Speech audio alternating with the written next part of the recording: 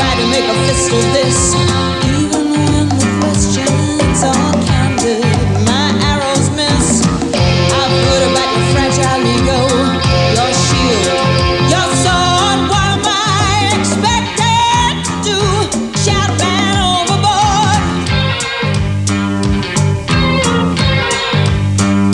Come around when I'm asleep, roll around, try to wake me.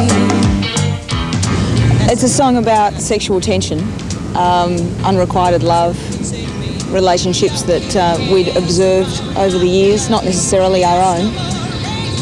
And it seemed, and I think there's a lot of humour in that song too. And we wanted to write with detail, and we wanted to write about sex in a way that other people hadn't written about it. Not in that framework, but taken out and the blacker side of it, I guess. Deborah, many of the songs on the LP speak out against social injustices. Do you see this as one of the main roles of the band?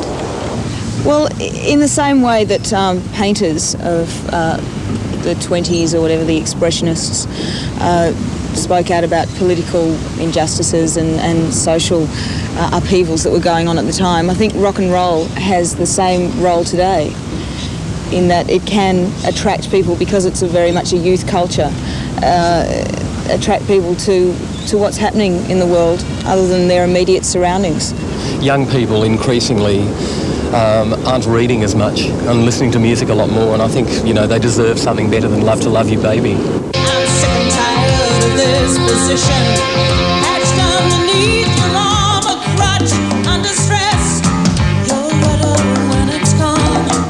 I'm bored staring at the ceiling while you point out my flaws. I've watched the wallpaper peeling.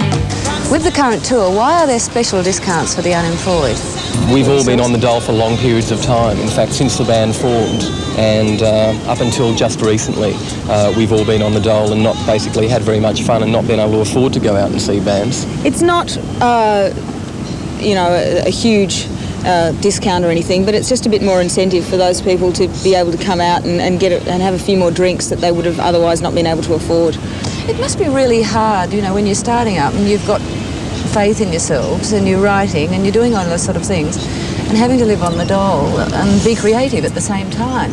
Was it difficult? I think the dole inspires creativity to a certain extent. I don't know of very many people who've been able to be creative on, you know, smoked oysters and, you know, salmon sandwiches. Do you think it's easy to get carried away on an ego trip in this business?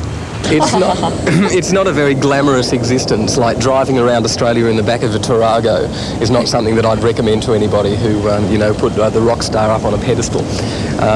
No, we've been together for 4 years now, and we've played to 30 people in Traralgon and places like that. No, we don't have any high and mighty ideals about, you know, the glamorous life at all, I don't think. No, I don't think so.